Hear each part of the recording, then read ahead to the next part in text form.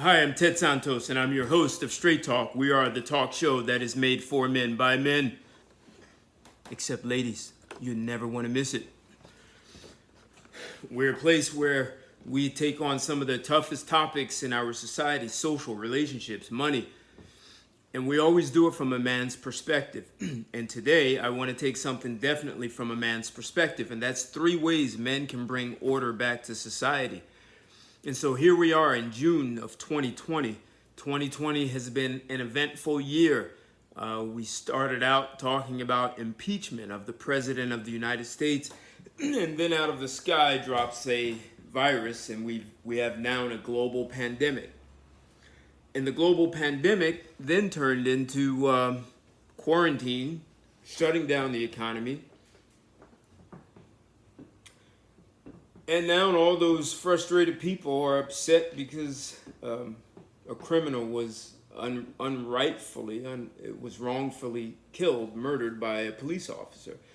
And many cities throughout the United States, Black Lives Matter, they're protesting. So if you're a father, it's probably not a good idea to have your son or daughter out there. Reel them in. So this is not one of the things, but I'm really asserting men are going to have to bring order back to society. And just think of it this way, guys. If you're dating a woman, you break up with her, or you're cheating and she's upset, what do some women do? They key your car, they bust out the windows of your car, they throw rocks through the window of your house. They do damage. That's what the protesters are doing. And so if you're dating a woman who gets upset because you no longer want to see her, what's the likelihood you ever want to date her again if she keys your car? How much affinity will you have for her? So the protesters need to kind of think of it that way. Do you negotiate? Do you sit down and talk to people and tell them what you want? Or do you just tear everything up like the damsel who's angry she didn't get what she wanted?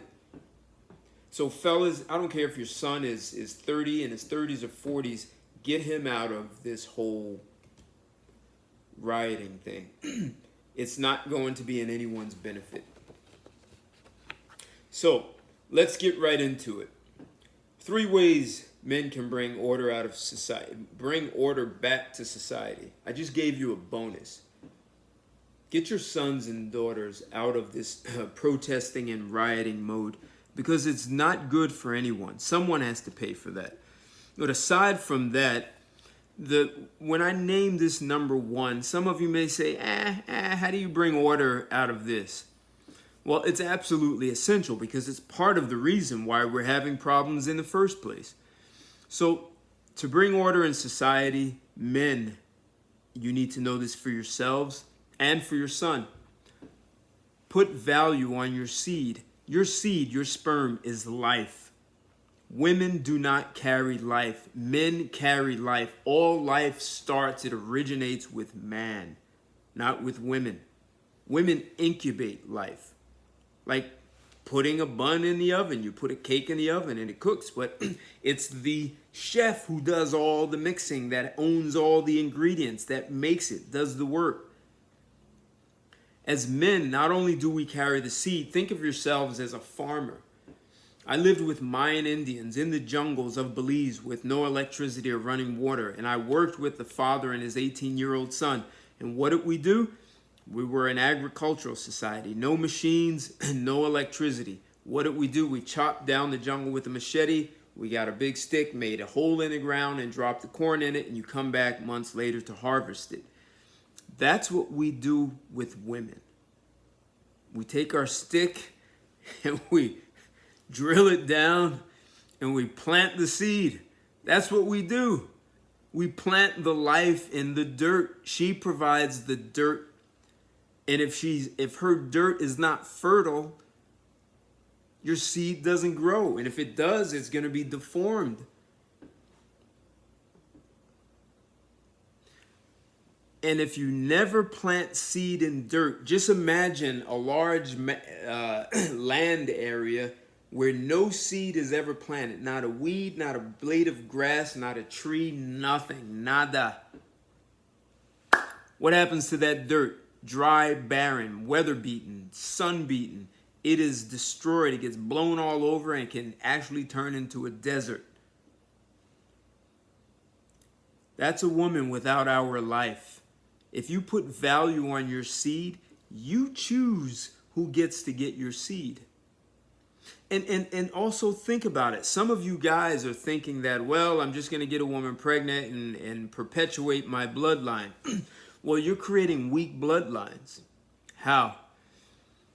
Single mothers, I bet most of those rioters out there came up from a single mother household. I have no statistics to support it, but the rioting is like some emotional response of a woman keying your car and taking the windows out.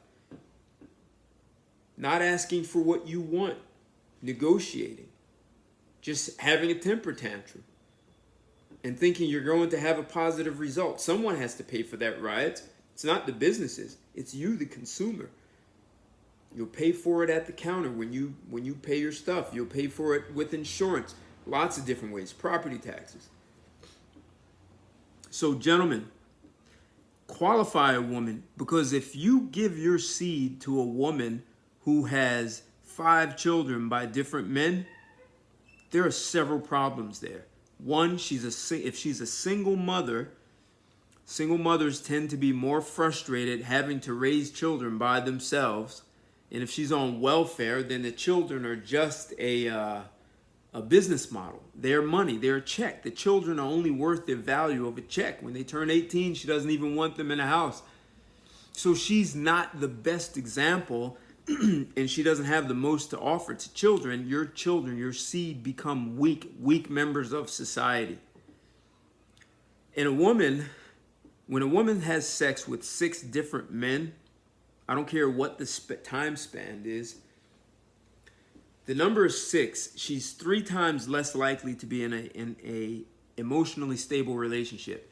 The more men she has sex with over 6, the more likely she becomes emotionally unstable. Why? Because her biochemistry, her biology was not made for being promiscuous. So do you want your child raised by an emotionally unstable woman? He's going to be weak. He will not know what it means to be a man. He will not be masculine, especially in this world where we're told that masculinity is toxic. So do not impregnate women who will be horrible mothers. And single mothers tend to be more abusive, which either weakens him, makes him angry, he ends up in prison, he ends up dead. What is the point of impregnating a woman who weakens your seed to make it worthless? Death at a young age. You bury your own child. So, think of it this way. Statistics, the numbers don't lie. Suicide. 63% of youth suicide comes out of a single mother home. 90% of runaways, single mother home. 85% of children with behavioral disorders, single mother home. 71% of dropouts, single mother home. Juvenile detention rates, 70% of juveniles in state-operated institutions, single mother home. Substance abuse, children, single mother home. Aggression, 75% of rapists motivated by displaced anger, single mother home. Why, as a man, would you choose a woman to raise your child to be one of those people? Value your seed. Choose who gets it. And if you understand, you hold life, not her. She gets to grow your life inside of her. And hopefully she feeds it the right food. So choose. There's some men who are going to companies that have surrogate mothers. And that way you dictate the genetics, what the woman looks like and all that, her diet. You have full control. And when she gives birth, she walks. She gets paid and you're done with her. Choose where your seed goes. You carry life, not her. Number 2, create boundaries for women. This is critical. See, we live in this world, especially the U.S., where we've told women they could be equal to men. Yet when it's time to get to the front line of the military, somehow that equality is not there. When it's time to go to the Olympics and get on the basketball team and the football team, you don't find women there with equality. All of a sudden, they're girls. When it's time for women to get into the MMA in the ring with men, they're girls. Because they really don't want equality.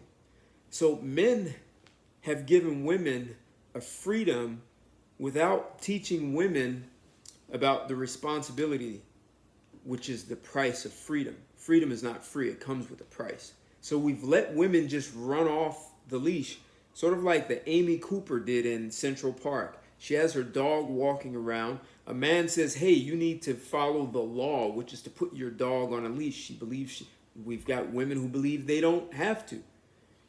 And what does she do? What do women do when we don't have boundaries? Amy Cooper's the perfect example. She puts people in danger. She calls the police and acts like she's being attacked, abused by a man who only asked her to follow the rule of the land. She was violating it. She could have put that man's life in danger. She called 911. Someone actually may have died because of her.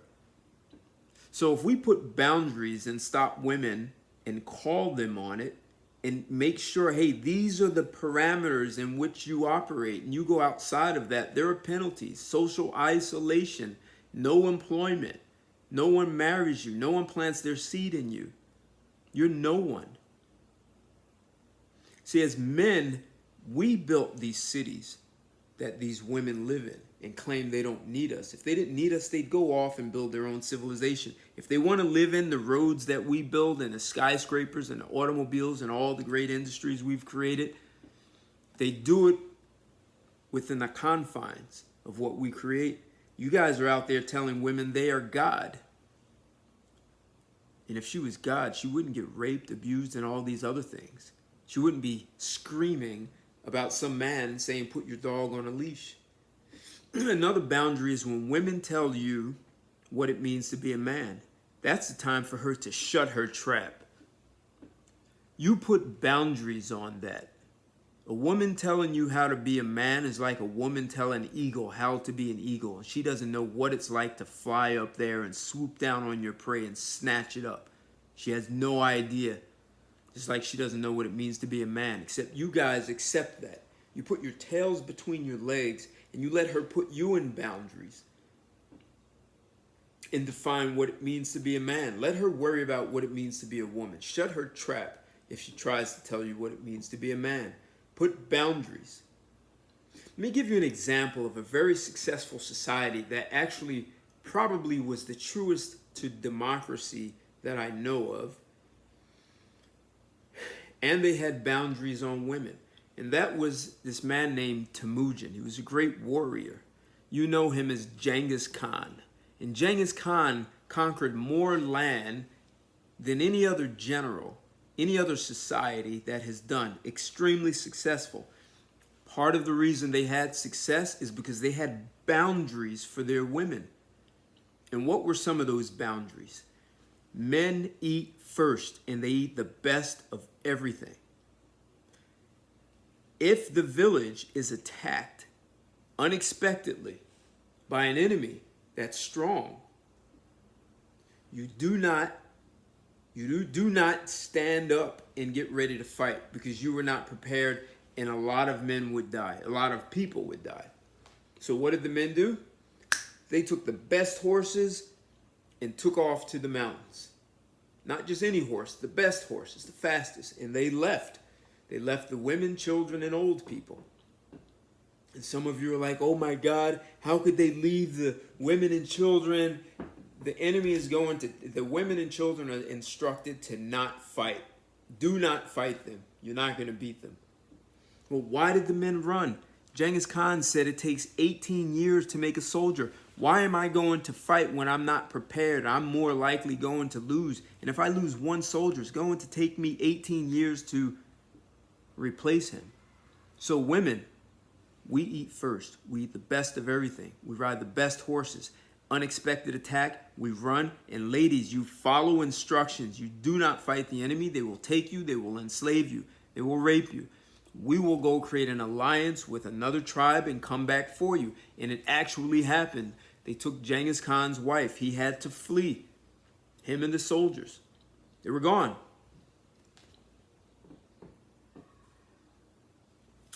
And he could have come back and gotten his wife sooner. But his wife was taken by his number one rival, another clan that had a very strong army. So instead of him getting his wife immediately, what Genghis Khan did was sent a spy back to that clan to communicate with his wife and asked his wife, I need you to gather intelligence. Tell me how large their army is, what their plans are, how big is their navy, what are their weapons, what are their weaknesses. And that spy went back and forth several times. Genghis Khan was responsible for gathering that information and sending it back through the spy. And when Genghis Khan came in, he came in like a storm that couldn't be stopped. And he crushed that rival once and for all. And his wife didn't sit there and say, oh, this is terrible. You're just leaving me here. She didn't play victim. She did exactly as she was instructed. There were boundaries. Now, here's where the Mongolians had a democracy. For one, this idea of freedom of religion. Genghis Khan didn't persecute anyone for practicing a religion. In fact, when other villages asked him to protect them because they were being persecuted for their religion in their village, he would go in and fight for them. There were trade routes where the merchants would go, and there were thieves that would rob and murder them. The merchants came to Genghis Khan and said, hey, he was like the Godfather. Hey, can you help us? He was like, hey, I gotta make you a deal. Hey, what you want? What do you want from me?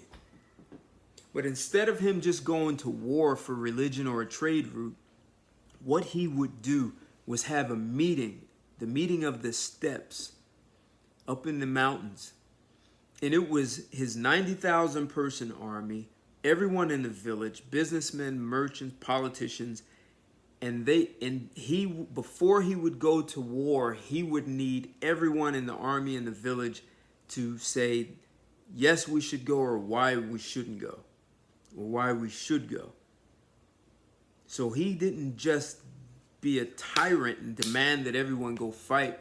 He was able to get buy-in by making sure everyone understood why they should or shouldn't, and everyone had their own vote, and they all had an opportunity to speak on it. So in that sense, the women had a voice, but they still operated within those boundaries that were created. Men ate best. They ate first. They had to be the strongest. If you want the men to take care of the village, you take care of the men. And that is how their society was run. Here in the U.S., we do everything. We're told to lay down for women. We're told to give them free stuff. They should eat the best, drive the best. We do everything to make sure they're comfortable. And when you ask women what they're responsible for men, it's nothing. They don't want to serve you. They don't want to do anything. They should eat the best. They should have the best. And you should be their servant. Yet you're supposed to protect them in the military and do all the dangerous jobs. And then the women want to take credit as though they've built everything, and they haven't. As you guys want to call them gods. So, if we're going to bring order back to our society, the first thing is to put value on your seed and don't just give it to any woman. Really, most women are not qualified. There are a lot of women who should just be barren deserts and never raise children. That will help women understand the message that any behavior, just anything, is not acceptable. And they will understand boundaries. You put boundaries on women. You decide what's acceptable and not acceptable. You do not let a woman tell you what it means to be a man. You're the one who's providing resources, and yet you're letting her create boundaries for you. We can't even talk to women about sex because she's uncomfortable. Make her grow up. All this, this chilled coddling. We have to stop coddling. You want to be a child, you'll be treated like a child. And that gets me to number 3. Start putting women in categories.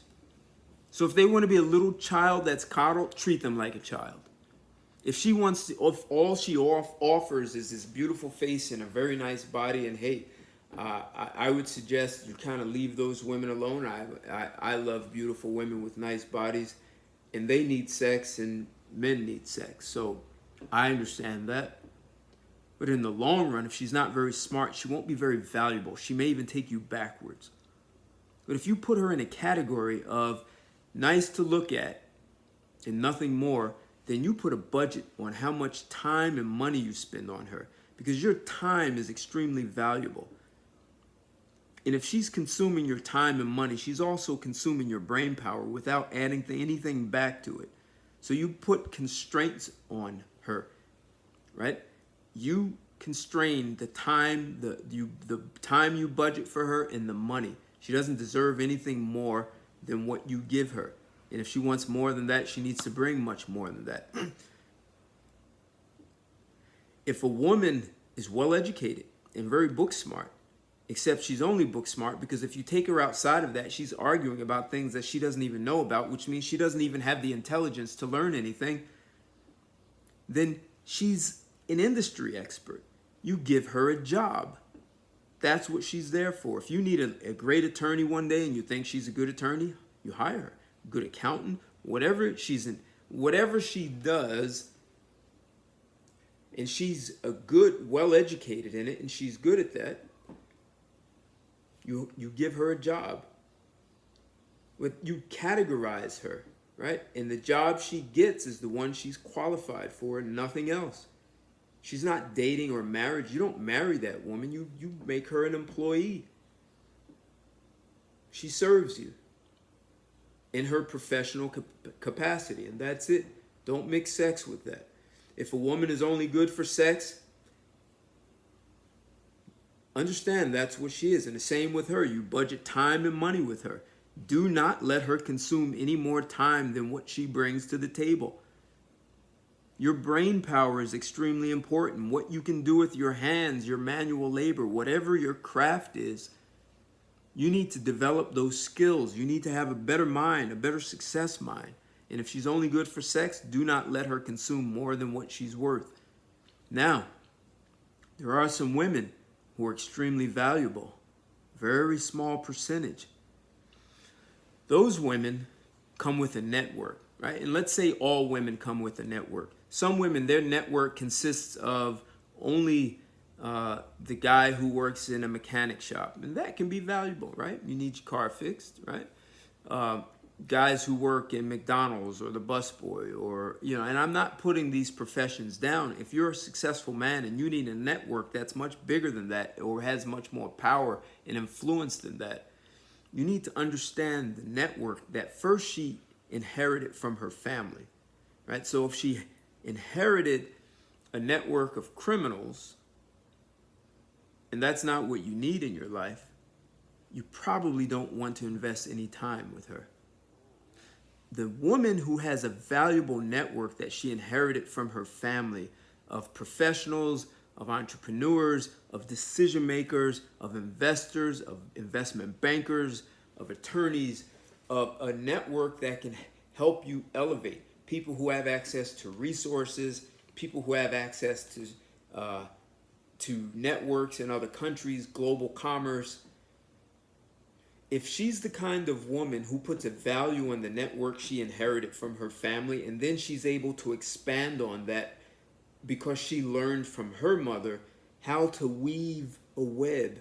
So when you're out rolling up your sleeves, negotiating and doing all the hard work and building teams, your wife's in the background.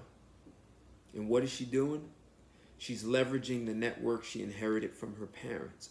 She's meeting. She could be a soccer mom. She's meeting other soccer moms, and she's finding you new clients. She's finding you some top-notch engineer who can work for you. Or if you're employed, she's finding some woman who's the CEO of some engineering company. If your company either closes down, you get laid off, your wife is calling, she's picking up the phone and calling someone, and you lost your job Friday. On Monday, you're working because your wife has a very valuable network. You need an investor, she's calling up, or she's meeting some soccer mom. She's out there intentionally meeting people and bringing them to your house for a dinner,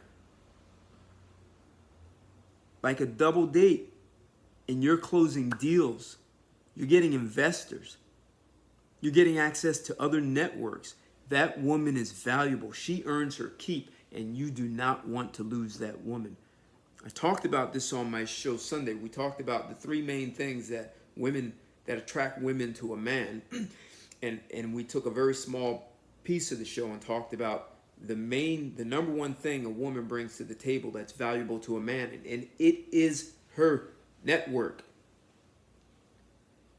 You put her in a category of wife, of someone who brings value. I'm not talking about someone who has a professional job and she just only knows people she works with or people from school who have no power or influence. They're just other workers. And so you keep her in that. But if she's actually building with you and she's building a network, she's like the spider weaving that web to make sure you have everything, that web that can catch everything that goes through it and leverage it. That woman is valuable and she's rare. And when you find her, and you're an upwardly mobile man, you're a man who has his eye on a very big target. She's a woman who has the discernment to know how to qualify someone. She has the discernment to understand your business. She needs to understand it to know who she should be networking with and who's a waste of time. Honestly, time is valuable. And if she's just trying to make friends with everyone because she wants attention and wants people to like her, well, that's a woman you put in a category. The Instagram models or whatever the hell you call them, whatever the websites, you don't want those women who are out looking for attention. You might want to have sex with them. You want to limit your exposure to them because you're not going to become more intelligent. So learn to put women in categories.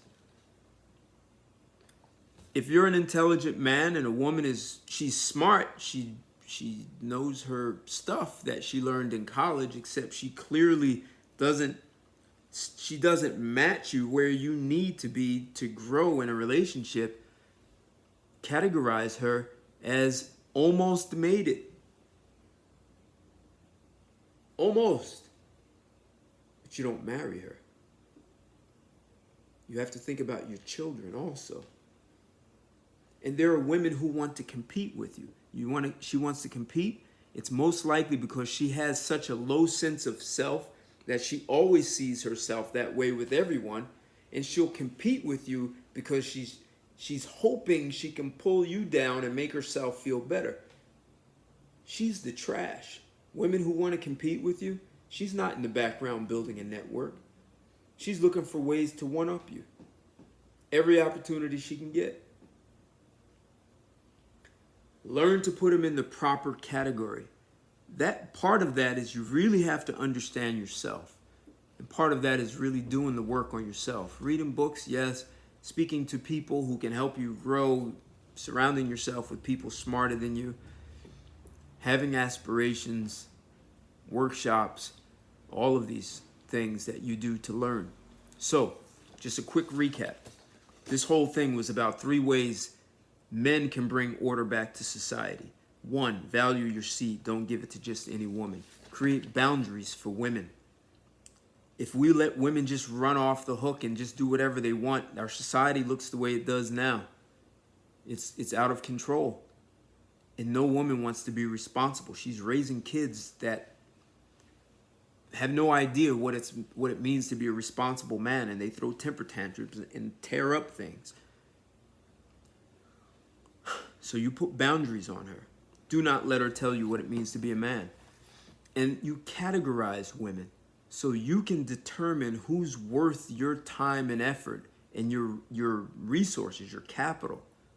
But your time and your brain powers is technically more valuable than your money, because this is, or unless you're an artist or a mason or you're a guy who works with his hands, an electrician, your hands are valuable. I want to hear your comments about this.